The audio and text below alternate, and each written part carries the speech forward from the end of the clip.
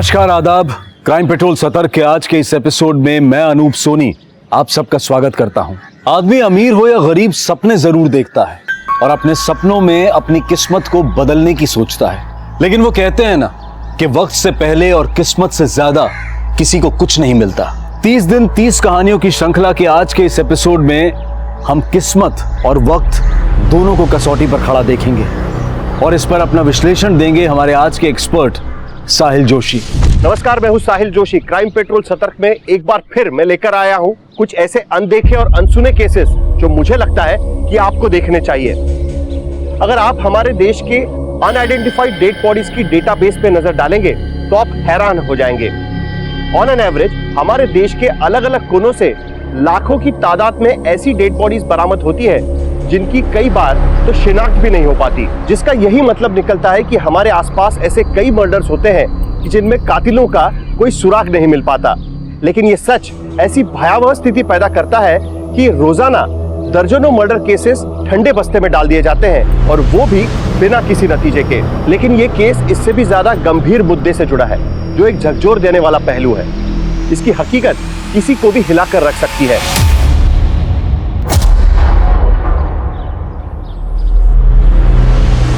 बेटा, जब हम 5वीं क्लास में थे ना, कभी छुट्टी नहीं करते थे। पर दादी तो कह रही थी कि आप 5th में फेल हो गए थे। अरे गणित में 1 नंबर से फेल हो गए थे, पर प्रिंसिपल सर हमको जानते थे इसलिए हमको फेल नहीं किए। पर तुम तो हमसे ज्यादा समझदार बनना है कि नहीं? हाँ। और उसके लिए स्कूल की छुट्टी कभी नहीं करनी। जी साहब।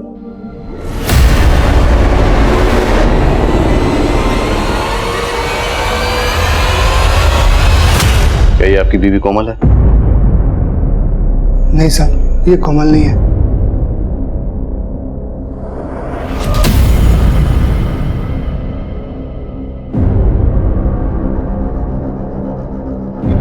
क्या ये आपकी बीवी सुमन है? नहीं साहब, ये हमारी सुमन नहीं है। दीपक, हमें इस लाश के ऊपर ये कपड़े और ज्वेलरी मिली है, क्या ये आपकी बीवी के हैं? नहीं साहब, ये सुमन के नहीं है।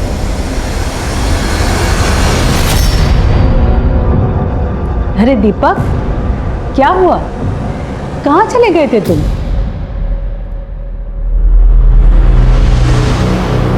बेटा जाओ अंदर पढ़ाई करो। कुछ नहीं अम्मा, पुलिस बुलाई थी। सुमन का कुछ पता चला? अरे क्या पता चला, वही हमेशा की तरह एक नया लाश दिखा के टरका दिया। अम्मा, हमको तो लगता है ना ये पुलिस हमारी सुमन को ढंग से ढूंढ ही नहीं रही। बेटा, तुम 7 साल से सुमन की आस लगाए बैठे हो। ये मिलना होता तो मिल जाती। हमको तो लग रहा है वो तुम्हें और अपने बेटे को छोड़ के भाग गई। कैसी बात कर रही हैं अम्मा आप? हाँ, यही सच है। तुम्हें अब कन्हैया के बारे में सोचना पड़ेगा। उसके लिए दूसरी माँ ले आओ।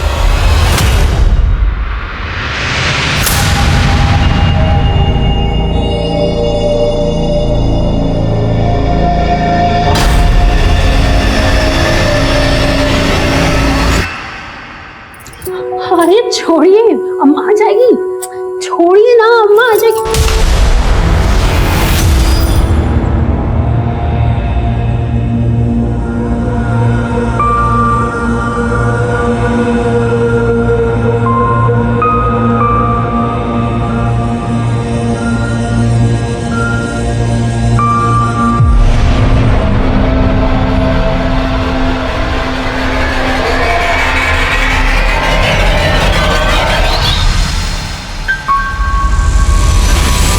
उठ गई तुम?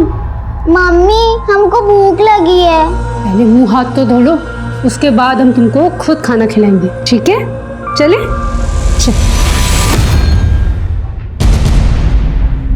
साहब नमस्कार, बैठिए। साहब, आज आप काय बुलाए हैं? सुमन का कोनो नया जानकारी मिला है का? दीपक, हमें सुमन की कोई जानकारी नहीं मिली और ना ही अभी हमें तक कोमल का कुछ पता चला। देखिए, आप दोनों जानते हैं 7 साल गुजर चुके हैं और मुझसे पहले 2 ऑफिसर इस केस को तहकीकात कर चुके हैं और केस अभी भी वहीं का वहीं अटका हुआ। तो मुझे आप दोनों से यह जानना है कि आप दोनों को अभी भी अपनी बीवियों का इंतजार है? कैसी बात कर रहे हैं साहब? का इंतजार नहीं रहेगा? प्यार करते हैं हम उससे। सुनील, तुम्हें? जी सर। तो फिर तुमने दूसरी शादी क्यों कर ली?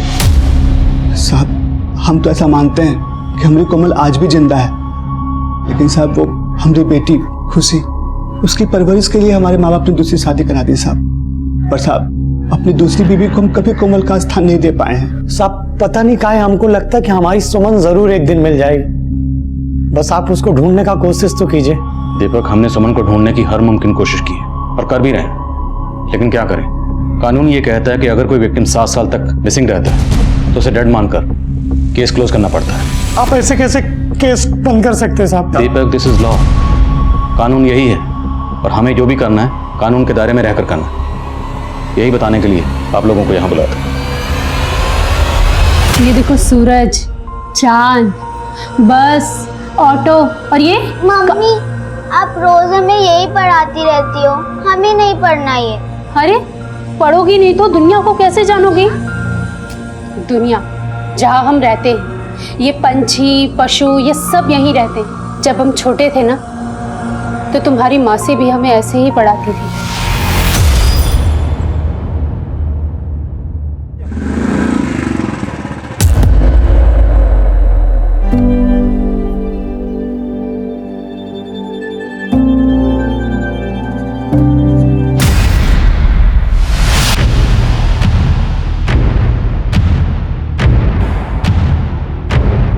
चल अंदर चल।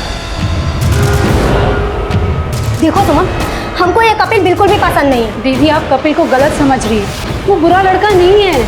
तुमको अच्छे बुरे की पहचान नहीं है। देखो सुमन, हमने तुम्हारे लिए दीपक जी से रिश्ता पक्का कर दिया। देख हम जानते हैं कि वो उम्र में तुमसे थोड़े बड़े हैं, लेकिन दीदी हम कपिल से प्यार करते हैं और वो दीपक हमसे कितना बड़ा है। हम ये शादी नहीं करेंगे। बस माँ बाबा तुम्हारी जिम्मेदारी हम पर छोड़कर गए हैं और तुम्हारी शादी दीपक जी से ही होगी। अरे गुनगुन, ये क्या कर रही हो?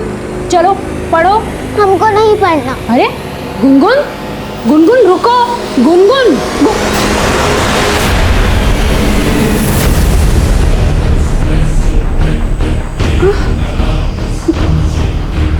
तुम आज फिर उस कोने में चली गई ना ताकि हम तुम्हें छू ना पाए।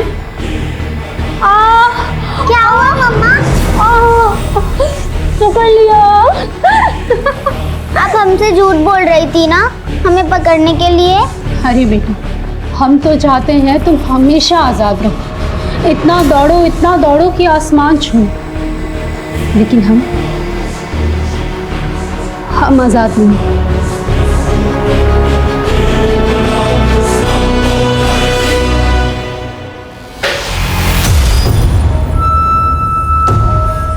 खड़ी हो तू।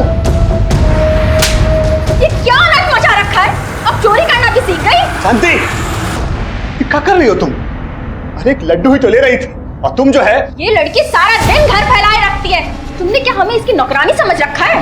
अरे हम तो तुमको इसका माँ बना के यहाँ लाए थे, लेकिन तुम जो है हम लोग का जिंदगी को नरक बना के रखती हो। नरक तो तुमने हमारी जिंदगी को बना दिया है। शादी हमसे की और तलाश अब भी अपनी पहली बीवी को कर रहे हैं। भाड़ में जाओ तुम, हमारी जिंदगी नरक बना दी है तुमने।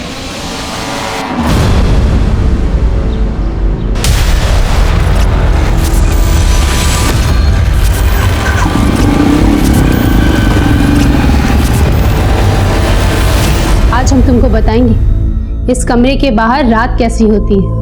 तुम्हें पता है रात में आसमान काला हो जाता है, उस पर सुंदर सुंदर चांद सितारे चमकते हैं। तुमने देखा था ना किताब में?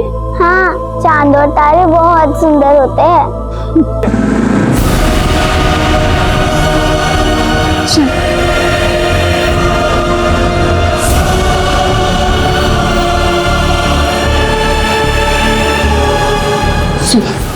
वो आ गए, बाहर मत आना।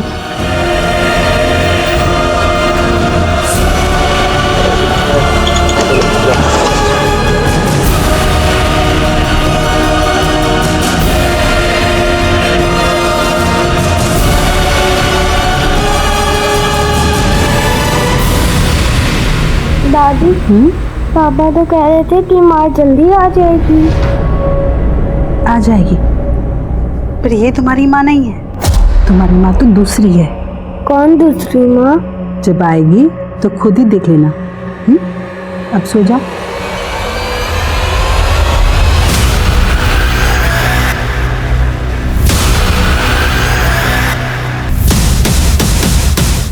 काफी बड़ी हो गई है।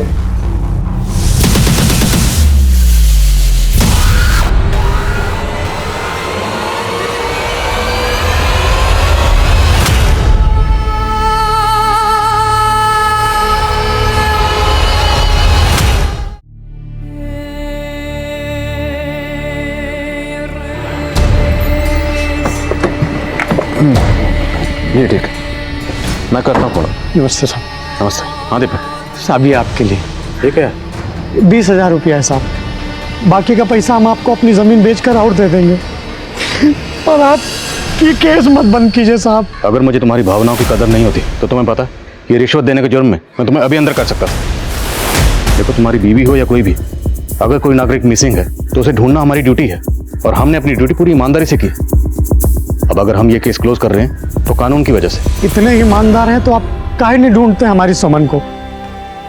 सुनील अपनी कोमल को भूल के दूसरी शादी कर सकता है साहब, लेकिन हम अपनी सुमन को नहीं भूल पाएंगे साहब, नहीं भूल पाएंगे। हाथ जोड़ दे आपसे, आप ये केस मत बंद कीजिए साहब। बस हमको नहीं खाना। अरे अभी तुमने आधा रोटी भी नहीं खत्म किया। खाओगे नहीं तो अपनी मौसी की तरह स्ट्रांग कैसे बनोगे? और तुम ही तो हम दोनों को आजाद करोगी यहाँ से। मैं स्ट्रांग बन जाऊंगी और ये जंजीर भी तोड़ दूंगी। हम जानते हैं ये जंजीर तोड़ना तुम्हारे लिए मुश्किल है, लेकिन आपको वो बेड़ियाँ तोड़नी होंगी जिसने हम जैसी औरतों को बांध दिया है। हम जानते हैं ये बातें तुम्हारे लिए बहुत बड़ी हैं, लेकिन हम तुम्हें तुम्हारी मौसी की तरह बनाना चाहते हैं। तुम्हें पता है, तुम्हारी मौसी 24 साल की उम्र में गांव की सरपंच थी। बहुत रुबाब था उनका। चल, कभी नहीं हमको धोखा देती है, इधर खड़ी।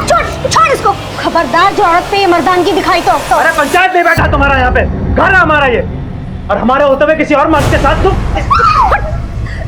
चूड़ियां नहीं पहनी हमने तुम्हारे मर्द की तरह। हाँ, और औरत पे हाथ उठा के तुम बहुत बड़ा मर्द बन रहे हो। अरे हमको मत सिखाओ, तुम बीवी है हमारा, हम चाहे कूटे चाहे मारे। इधर अगर अब इसको कोई भी तकलीफ दी तो हम तुमको गांव से बाहर निकलवा देंगे।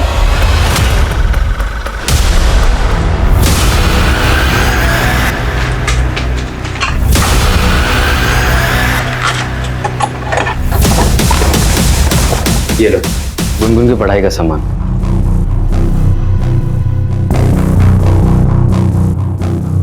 गुनगुन बेटा, इधर आओ। आओ, ये लो।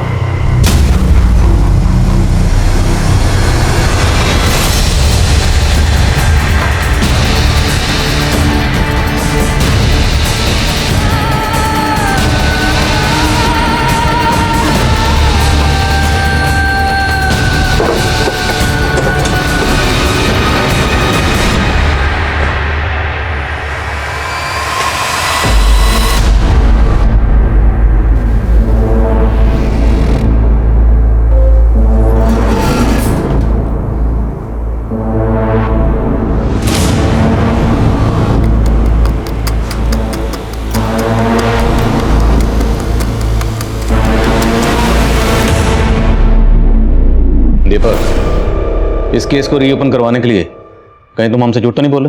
नहीं साहब, हमारे मोहल्ले के लड़के ने सुमन को देखा था। 40।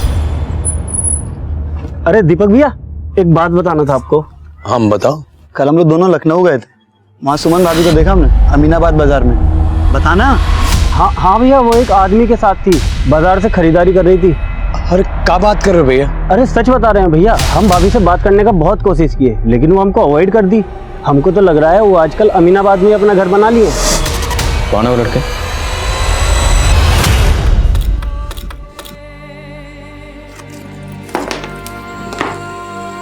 ये छेद इतना बड़ा हो जाएगा कि तुम यहाँ से बाहर निकल जाओगी। तुम जाओगी ना बाहर? पर मम्मी, हम बाहर चले गए तो आप यहाँ अकेली रह जाएंगी। तुम बाहर जाओगी तभी तो हमें बाहर निकालोगी। तुम डरना नहीं, यहाँ से तुम सीधा हमारे पति के पास जाना, वहाँ तुम्हारा भैया होगा। कन्हैया भैया ना? हाँ।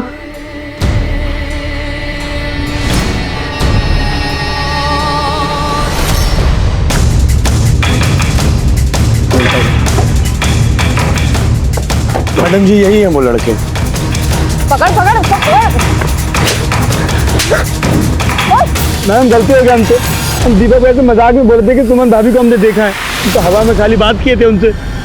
हवा लाती हवा खिलाती हूँ। चल।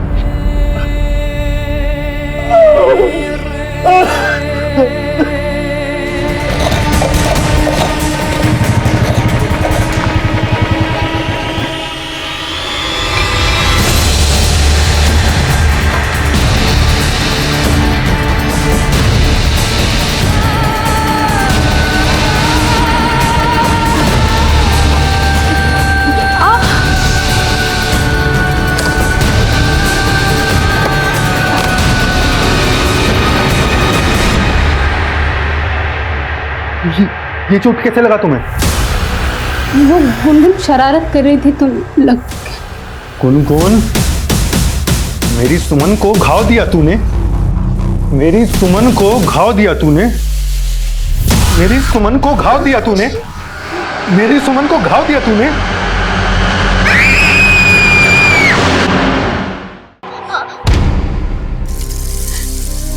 हमारा सीधापन तुम पे भारी पड़ गया गुनगुन। बिना सोचे समझे हमने कह दिया कि ये चोट हमें तुम्हारी वजह से लगी,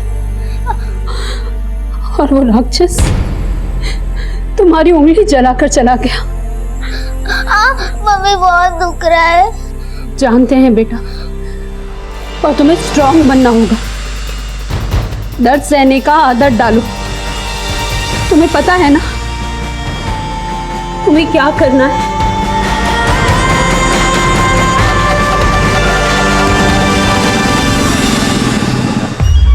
प्रणाम सुनील भैया। खुशी बेटा कैसी हो?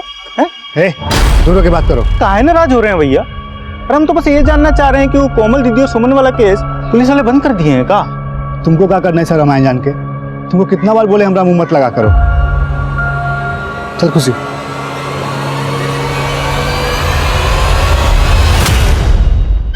रिश्ते में उम्र बुम्र कोई मायने नहीं रखती सुमन। दीपक जी का बड़ा उम्र नहीं, उनका बड़ा दिल देखो। इतना प्रेम तुम्हें किसी और से नहीं मिलता। सुमन, हमें तुमसे कुछ बात करनी है।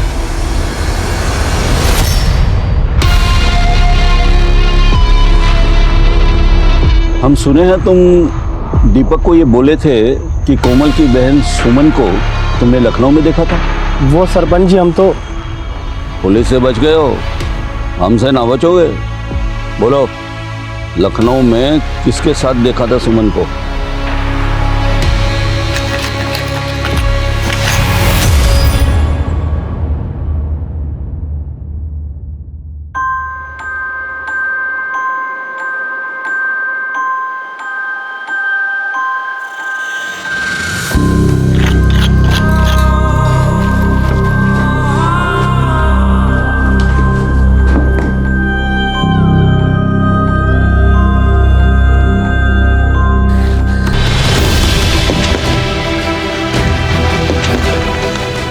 गुनगुन, अब ये छेद इतना बड़ा हो गया है कि तुम यहाँ से बाहर जा सकती हो। तुमको पता है ना तुम्हें यहाँ से जाकर क्या करना है? हाँ, मुझे एक अंकल को ढूंढना है। वो अंकल उन दो अंकल जैसे बड़े बड़े होंगे, लेकिन वो अंकल दूसरे होंगे जो अच्छे होंगे। ये दुनिया बहुत बुरी है बेटा। हम नहीं जानते कि तुम्हें अच्छे अंकल मिलेंगे या बुरे अंकल, पर ये दाव खेलने के अलावा हमारे पास और कोई रास्ता नहीं। हम डरते हैं कि हम तुम्हें कहीं खो ना दें, पर तुम्हारी अभागी माँ तुम्हें इस आज़ादी के अलावा और कुछ नहीं दे सकती।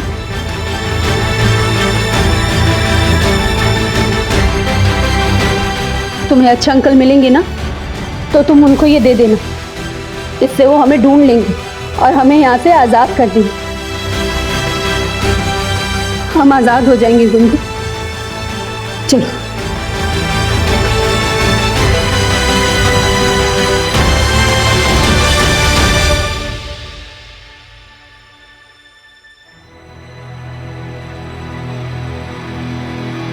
मम्मी, हमको वापस आना है। तुमको जाना होगा बेटा, तभी तो तुम हमको आजाद कराओगी। जाओ।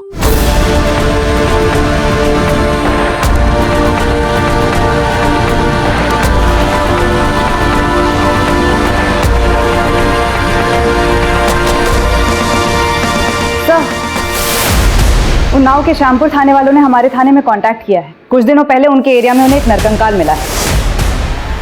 फॉरेंसिक करवाने के बाद उन लोगों को पता चला कि वो नरकंकाल 20 से 30 साल के बीच किसी लड़की का है। रिपोर्ट्स के मुताबिक उसके स्कल पर कई बार वार किए गए थे। अंदाजा लगाया जा रहा है कि उसका मर्डर लगभग 7 साल पहले हुआ होगा। तो श्यामपुर पुलिस ने हमसे इसलिए कांटेक्ट किया होगा क्योंकि 7 साल पहले हमारे यहाँ पर कोमल और सुमन की मिसिंग केसेस फाइल हुए थे। जी सर, मैंने उन्हें बताया कि हमने वो केस बंद कर दिया है, लेकिन फिर भी वो एक चांस लेकर देखना चाहते थे कि कहीं वो नरकंकाल कोमल या सुमन में से किसी का तो नहीं है। सुमन और कोमल मिसिंग केस की पहली इन्वेस्टिगेटिव टीम को एक लाश मिली थी। उस वक्त सुमन के बेटे और कोमल की बेटी का डीएनए सैंपल लिया गया था। वो डीएनए सैंपल श्यामपुर पुलिस ने शेयर कर दिया। सर, बलून कहाँ है? वो अंदर सो रही। अंदर सो रही है? कहाँ?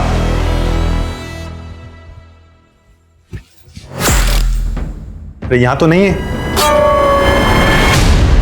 अरे बोलना, कहाँ है गुनगुन? हंस क्यों रही है?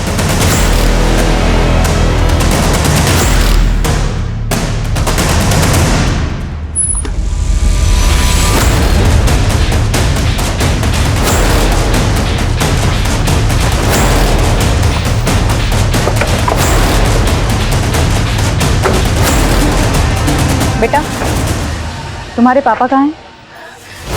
जी जी मैडम। सुनील कहाँ हैं? वो तो काम पर गए हैं। क्या बात है? हमें कोमल के बारे में इंफॉर्मेशन मिली है। बेटा, आप अंदर जाओ। 7 साल पहले कोमल की हत्या हुई थी।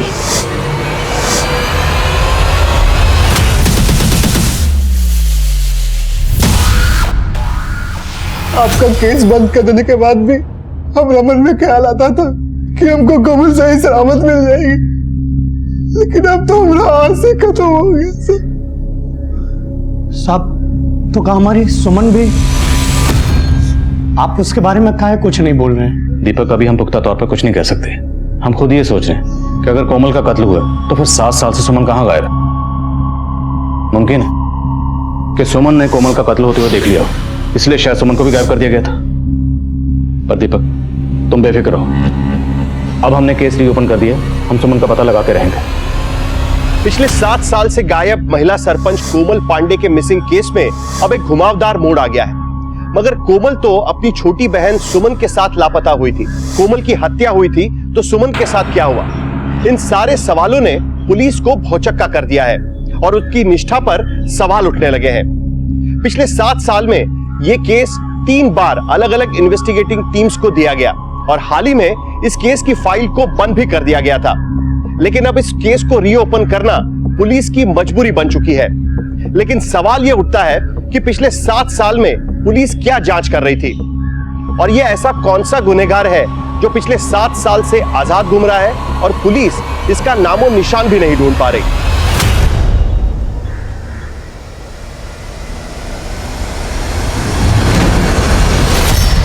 बेटा, आप ठीक तो हो? मम्मी पापा कहाँ हैं आपके? आप अच्छे अंकल हैं। हाँ बेटा, पर बात क्या है?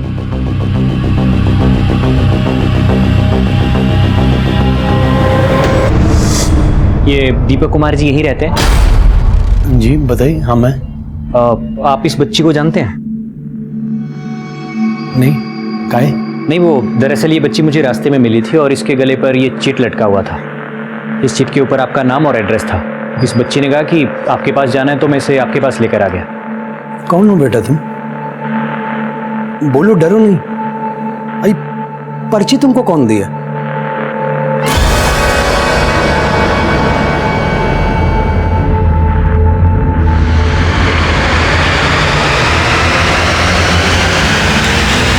बहुत बड़ा दाव खेल गई यार ये औरत।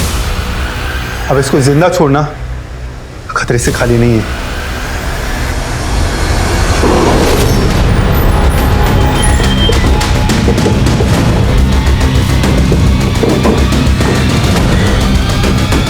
सर, ये है बच्चे? हाँ साहब, यही है वो बच्ची। हमको ही पर्ची दी। हम पूछ रहे हैं कि तुमको किसने दिया, तो बार बार सुमन की फोटो की तरफ इशारा करती है, कुछ बताती ही नहीं।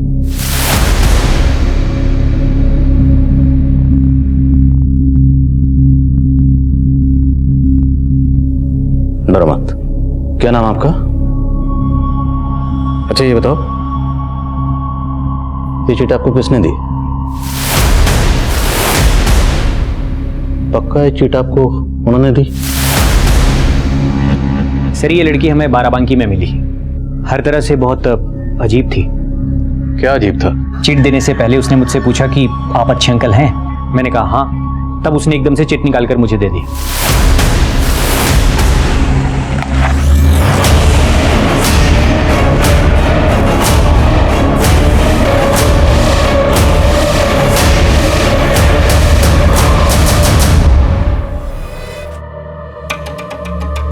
कन्हैया चलो खाना खा लो बेटा। बेटा तुम्हें उन्नाव जाना है अपने भैया के पास। उन्नाव भैया? गुनगुन, उन्नाव एक शहर है। शहर क्या होता है? बेटा शहर वो होता है जहाँ बहुत सारे घर होते हैं, लोग रहते हैं। हम लोग उन्नाव में रहते थे तुम्हारे भैया के साथ। ये भैया क्या होता है? कन्हैया भैया। तुम कन्हैया का नाम कैसे जानती हो? मम्मी ने बताया था। कन्हैया भैया होता है, हमारा भैया। सर, कोमल और सुमन मिसिंग केस की अभी तक की सारी इंफॉर्मेशन कलेक्ट करके मैंने रिपोर्ट बनाई है। 16 अगस्त की शाम को दोनों बहनें उन्नाव नगर मार्केट में शॉपिंग के लिए गई थी। दीपक जी कह रहे थे बाजार जा रही हो तो माँ के लिए भी एक साड़ी। ठीक है सर, हमारे 3 सस्पेक्ट हैं, संतोष, कपिल, प्रताप। मैं विटनेस के बयान पढ़ रहा था। एक चशमदीद के मुताबिक जिस दिन ये दोनों बहनें गायब हुई उस दिन उन्नाव मार्केट में इन दोनों बहनों के साथ कपिल को भी देखा गया था। सुमन, हमें तुमसे कुछ बात करनी है। सुमन पसंद करती थी कपिल को, लेकिन कोमल ने उसकी शादी करवा दी दीपक से। इस लिहाज से कपिल हमारा प्राइम सस्पेक्ट था। सर, ये संतोष भी काफी गर्म दिमाग का आदमी है। कोमल जब सरपंच बनी तो उसकी कई बार इसके साथ गर्मा गर्मी हुई। छोड़ इसको, खबरदार जो औरत पे हाथ उठाया तो। अरे पंचायत नहीं बैठा तुम्हारा यहाँ पे, घर है हमारा ये। कराओ तो। और कोमल जब सरपंची का इलेक्शन लड़ रही थी तो उसका ऑपोजिट कैंडिडेट था ये प्रताप, और ये इलेक्शन हार गया था। राइट सर, कोमल के ना रहने से सबसे ज्यादा फायदा प्रताप को हुआ। पिछले 7 सालों से वो इस कस्बे का सरपंच है। सर, इन 7 सालों में इन तीनों के खिलाफ एक भी सबूत नहीं मिला और कोई चौथा सस्पेक्ट भी सामने नहीं आया। और अब ये बच्ची सामने आई है जो ये कह रही है कि उसे सुमन ने भेजा है। लेकिन सवाल ये है कि सुमन ने इस बच्ची को क्यों भेजा, वो खुद क्यों नहीं आई? अब या तो सुमन मजबूर है या फिर उस बच्ची को सुमन ने नहीं भेजा, बल्कि कोई सुमन का नाम इस्तेमाल करके हमें भटका रहा है। सर, 2 दिन पहले मैं बाराबंकी गई थी।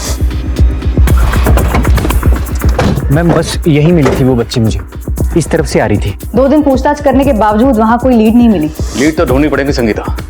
जितने भी सस्पेक्ट हैं सबको एक बार फिर से खंगालो और पता लगाओ कि इनमें से किसका कनेक्शन बाराबंकी से है। बाराबंकी जहाँ से बच्ची आई थी। सर,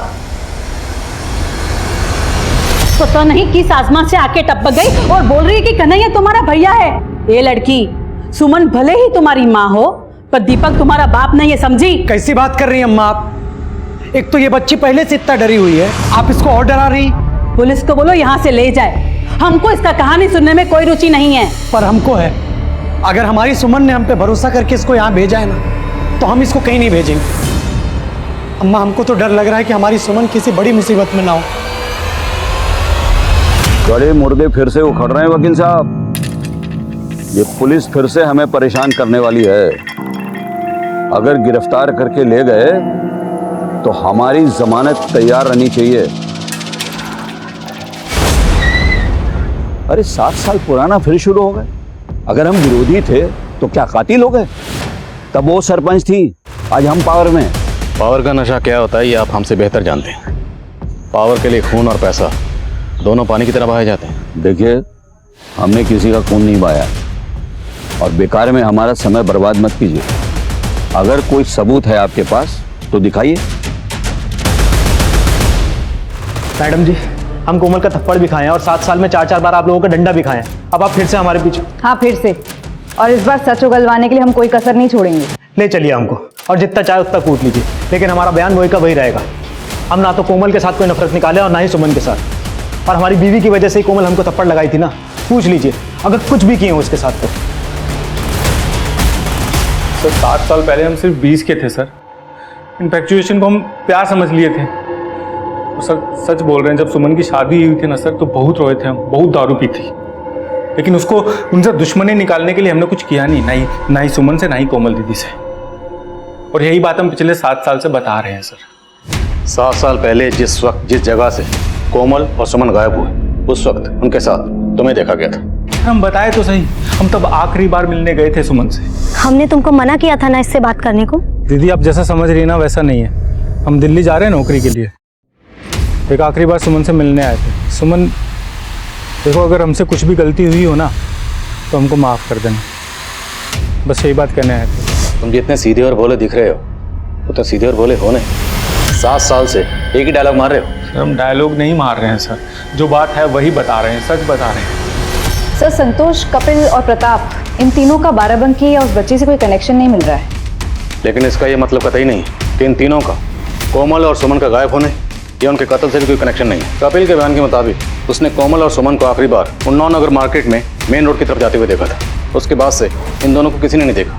लेकिन कोमल की लाश मिली यहाँ से 25 किलोमीटर दूर शामपुर रोड पर। तो मतलब 7 साल पहले क्राइम सीन इसी एरिया के आसपास कहीं है। और बाराबंकी का जो कनेक्शन हम प्रेजेंट सिनेरियो में ढूंढ रहे हैं, हो सकता है वो कनेक्शन आज का नहीं बल्कि 7 साल पुराना हो। क्या करें, शामपुर और यहाँ का डम डाटा निकलो। सर आप 7 साल पुराना डम डेटा निकालने की बात कर रहे हैं। हमारे पास और कोई चारा भी नहीं। Let's do it. और मैं उस बच्ची से एक बार फिर से मिलता हूँ, शायद इस बार कोई लीड मिले। सर इस केस की नियति इसी जज्बे पर टिकी थी कि कुछ ऐसा किया जाए जो नामुमकिन को मुमकिन कर सके। और सुमन ने जिस तरह से गुनगुन को आज़ाद किया था, वो भी एक नामुमकिन काम को मुमकिन करने जैसा जज्बा था। लेकिन सवाल ये था कि क्या सुमन का ये जज्बा पुलिस के लिए कोई राह खोज पाएगा।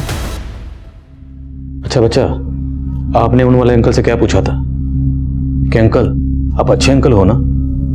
उसके बाद आपने उनको वो चिट दी थी, है ना?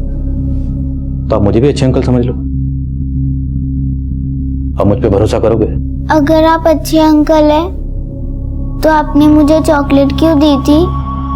तो क्या कोई बुरे अंकल भी हैं जिन्होंने आपको चॉकलेट दी थी? ये लो।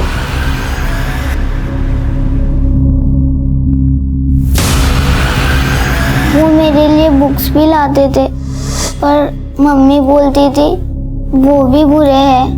तो चॉकलेट देने वाले बुरे अंकल के अलावा भी कोई बुरे अंकल थे? उन्होंने मेरी उंगली भी जलाई थी। ये बताओ कि आपकी मम्मी दोनों बुरे अंकल्स को कैसे जानती है? अच्छा ये तो बताओ, आपकी मम्मी ने आपको यहाँ क्यों भेजा है? आजाद करने के लिए। किसको आजाद करने के लिए? किससे? मम्मी को? क्या हुआ मम्मी को? मम्मी के पैर में कुछ हुआ? आपकी मम्मी के पैरों को किसी ने बांधा हुआ?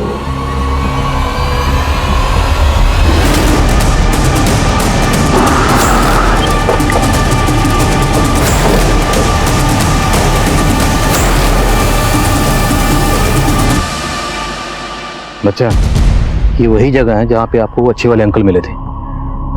आपने उनको चिट दी थी, फिर वो आपको लेके गए थे आपके मम्मी के गांव। अब ये बताओ, आप इस जगह पर आए कैसे थे?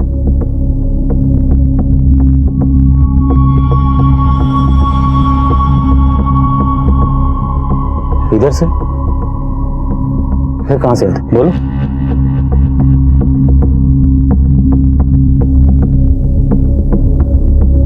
अच्छा एक काम करते हैं, हम इस रास्ते पे चलते हैं। अगर आपको कुछ भी याद आए या कोई ऐसी जगह लगे जहाँ पे आपकी मम्मी हो सकती है तो आप हमें बताओगे?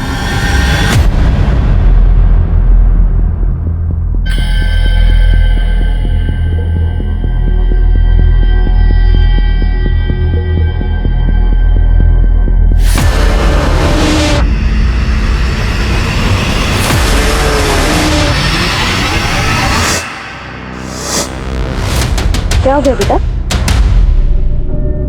सर ये डर रही है। डरो मत, बोलो वो जगह कहाँ है? कुछ याद आ रहा आपको?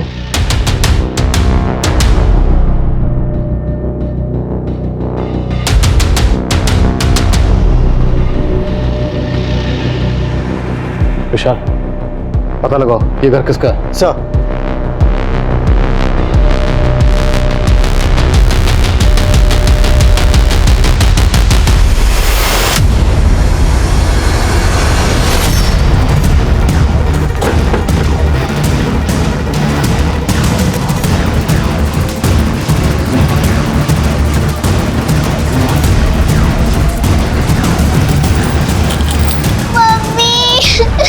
आपका सामान को यहीं रखा गया था, अब कहीं शिफ्ट किया गया। सर आसपास के लोगों ने बताया कि ये घर हमेशा बंद रहता है। इसका मालिक कौन है, यहाँ पे कौन रहता है, किसी को कुछ नहीं पता।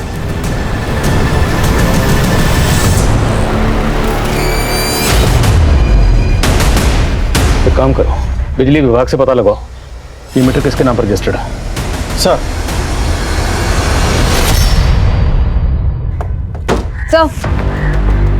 सर डंप डेटा से उन्नाव के 8 नंबर्स आइडेंटिफाई किए हैं। इनको यूज करने वालों में से 8 लोगों का बाराबंकी से सीधा कनेक्शन है। इन्वेस्टिगेट किया तो पता चला इनमें से एक ऐसा है जो 7 साल से रेगुलरली 3 दिन में एक बार बाराबंकी जाता है, लेकिन पिछले 14 दिनों में वो सिर्फ 2 बार बाराबंकी गया है। और 14 दिन पहले ही गुनगुन दीपक के घर आई थी। है कौन है? मोहन सिंह, यहीं उन्नाव में रहता है। सर घर जाएं इसके? अगर डायरेक्टली उसके घर गए तो अलर्ट हो जाएगा, उसका फोन सर्विलेंस पे डालो। सर वो घर भरत सिंह के नाम रजिस्टर्ड है। बिजली विभाग से उसका नंबर मिला है। भरत का फोन अब भी बाराबंकी में एक्टिव है। तुरंत उसके फोन की लोकेशन ट्रैक करो। सर इसका सरनेम भी सिंह है, कहीं ये भरत सिंह और मोहन सिंह रिलेटेड तो नहीं है?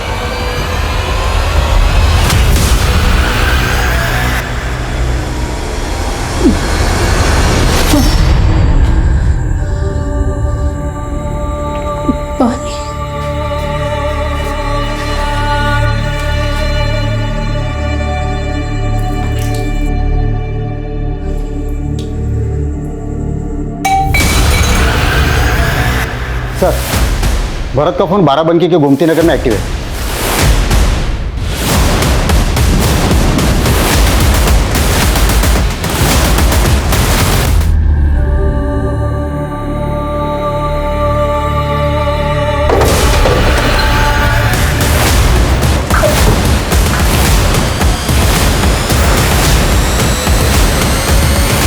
जल्दी हॉस्पिटल लेके जाओ।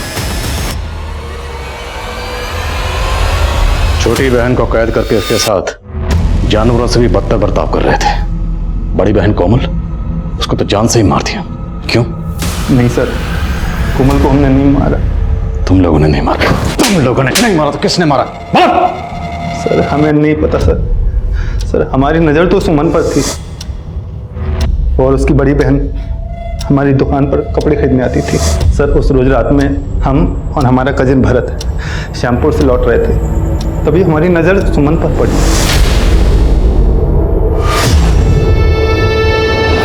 हमारा दीदी का जान खतरे में, वो हमें भी मार देगा। कौन मार देगा? हमारी मदद करिए। आइए। हमारी बहन गाड़ी से चलते हैं ना। आइए आप आइए। हमें इधर नहीं, हमें उधर जाना है। हमारी दीदी वहाँ है। ये लड़की चुप, मोहन इसका मुंह दबा।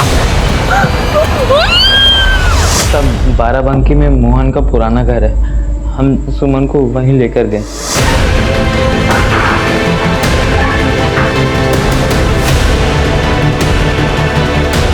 सुमन हमको इतनी पसंद थी कि हम हमेशा उसको अपने पास ही रखना चाहते थे। इसलिए सर हमने कमरे में उसको जंजीर से बांध के रख दिया था और सर कपड़े खाने पीने का इंतज़ाम भी वहीं कर दिया था। फिर सर जब हमारा मन होता हम उसके पास चले जाते थे। वो बच्ची? वो प्रेग्नेंट हो गई थी। सर ये लोग तो कह रहे हैं कि इन्होंने कोमल को नहीं मारा है, तो फिर किसने? हमें सुमन से बात करनी होगी। हॉस्पिटल में पता करो सुमन की हालत अब कैसी है। सर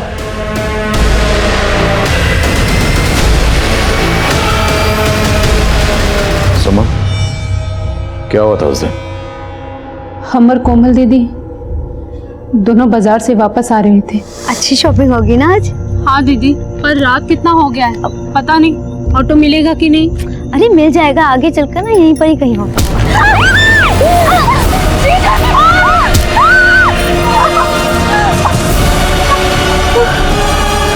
कोमल को सुनील ने मारा था? पिछले 7 साल से तो ढोंग कर रहा था। सबको बेवकूफ बना रहा था, जबकि तूने ही अपनी पत्नी कोमल हाँ, हम ही मारे थे उसको।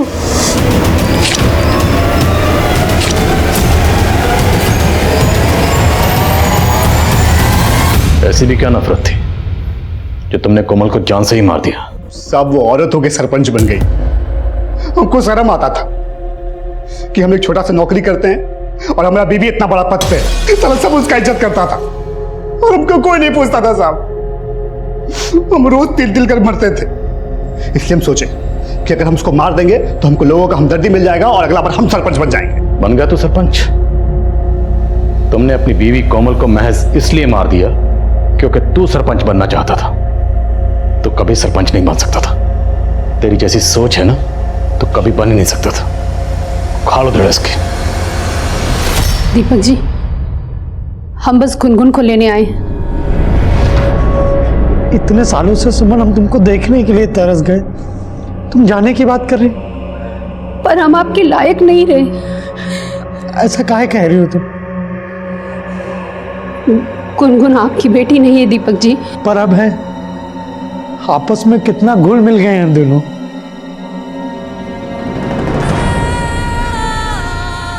अरे देख कर रहे, मम्मी है तुम्हारी।